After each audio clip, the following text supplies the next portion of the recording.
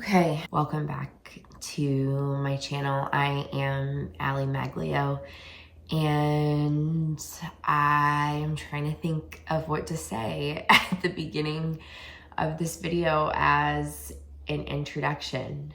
Let's see what I can come up with. I'm Ali Maglio. I'm making videos about how to live a stress-free, relaxed life using principles and skills that I've learned through a consistent meditation practice, which has really spearheaded a completely new way of approaching my life, including my teaching as a public school teacher, the way I eat, the way I care for my body, the way I care for my mind, the way I parent, the way I am approaching my marriage as a wife, the way I show up for my friends, and even show up on here for these videos. So I wrote an essay or like a script, maybe it was a week ago. I stayed home sick for 2 days, and that is what this video will entail, with also some clips from the past couple weeks spent with my family. Okay.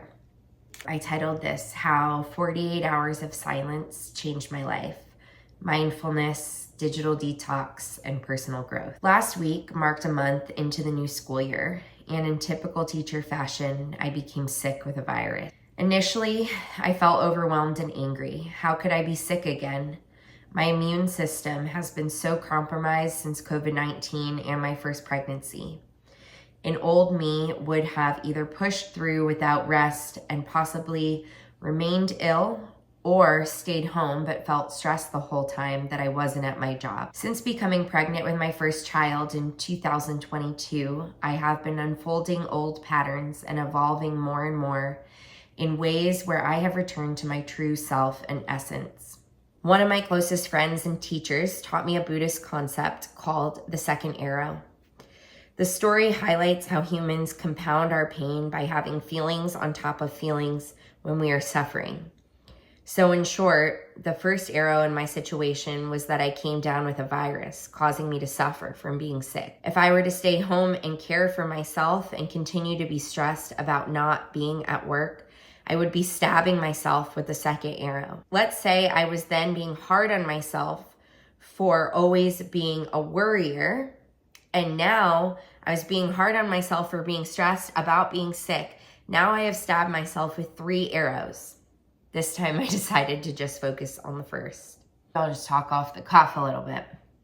So I've been watching Maddie Gray, and I'm like literally every single time I watch one of her videos, I cry, and it's not in like this sad way. It's like in this overwhelming sense of just like the biggest exhale. Holy shit. She just speaks so much truth, and her videos make me feel so seen in my own truth. And I just find myself being like, yes, girl, preach. She just had her 3rd baby, and she posted an Instagram post, and the caption was something of the sentiment, I've always known you. And that was the exact feeling I had when I gave birth to Ayla. I've written poems about, I looked at her and it was, holy shit, like, I am gonna cry. Like, I feel like I've known you before. Like, I just felt like this overwhelming, like, deja vu and like nostalgia and sense of like, we've been together in another lifetime. So yeah, back to my essay, Maddie Gray. She talks about minimalism. She even talks about digital minimalism.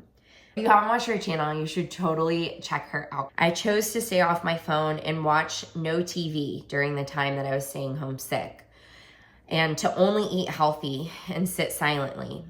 Truly, it was my own 48-hour silence retreat. Of course, with breaks to be with my baby Ayla and husband Nick in the evening. The results were incredibly remarkable, but also painful. I would not think of myself as one who has an addiction to my phone or social media. I have been fighting that battle, mostly winning, in my classroom for 5 years. I never check my phone during the workday. I practice being present with the people in my classroom. I've gotten away from sitting on my computer or my phone in the evenings, and I try to sit and play with my daughter without any TV or distractions. Still, I realized that despite the small screen time, I still checked my phone often, and everything on the phone was so emotionally charged from other people, or it was just pretend, people just playing pretend.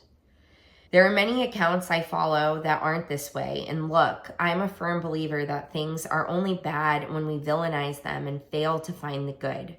The internet is also an amazing space to learn, grow, and share in a way that is now equitable to all. Anyone can access knowledge for free. It's amazing. However, since COVID-19, I have observed not just myself, but those around me fall into this trap of not stepping back to think about how influenced we are by the content we absorb on our phone. When I returned back to school, I told my students that I did a 48-hour digital detox.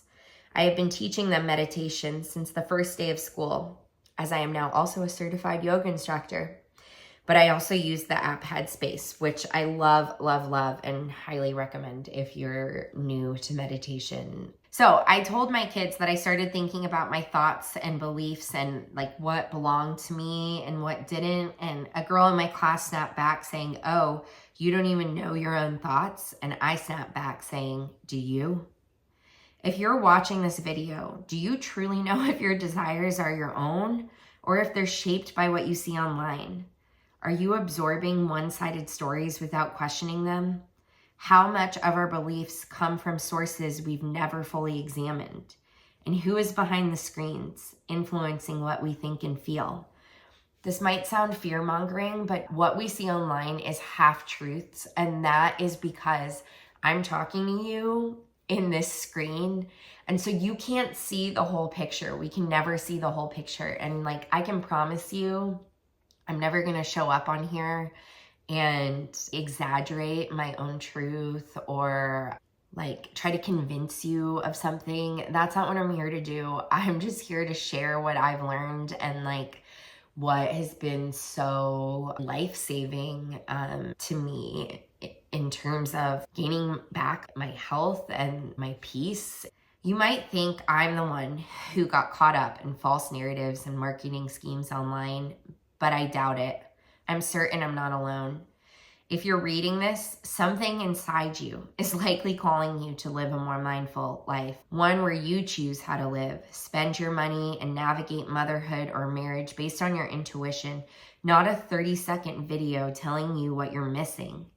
What might happen if you embrace silence for 48 hours too? As soon as I realized my phone's influence on me, even with the minimal use of which I thought I was using it previously, my world opened up even more than it already had. Damn. The thing about being a human and having this spiritual experience that keeps deepening my faith in the crazy ways of the universe is that as I continue to find more and more stillness, more and more quiet, I am cracked open in ways that make space for more and more joy to enter my life. So I deleted most apps and set a timer on the others so I would not have access to them after 6 p.m. I told my husband I would love to have a fire in the backyard where we could listen to country music, and I read. We went to the farmer's market. We cooked from our garden. I felt refreshed. If 2 days of silence seems impossible, I've been there. The idea once felt completely out of reach for me, but as uncomfortable as it may seem at first, I can't emphasize enough how transformative it's been for me.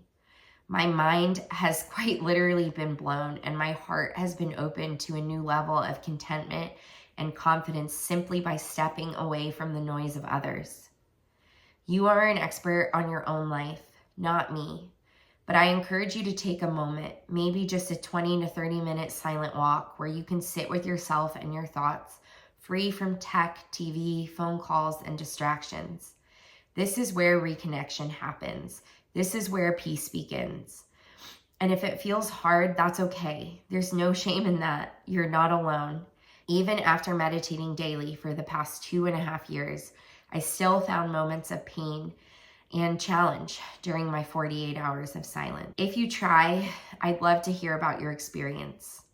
I also wrote a blog post about mindful tech this summer, which I'll link in the description. Something inside you is likely calling you to live a more mindful life, one where you choose how to live, spend your money, and navigate motherhood or marriage based on your intuition, not a 30-second video telling you what you're missing. I'm Allie. I'm a mom, wife, public school teacher, and certified yoga instructor living in the Midwest, making videos inspired by a quiet and mindful life about the art of being human. If you want to hear more on this topic, comment and give this video a thumbs up. If this message resonates with you, subscribing will help others find it too. I hope by sharing my heart on here that you can find support in these videos and the words I'm sharing.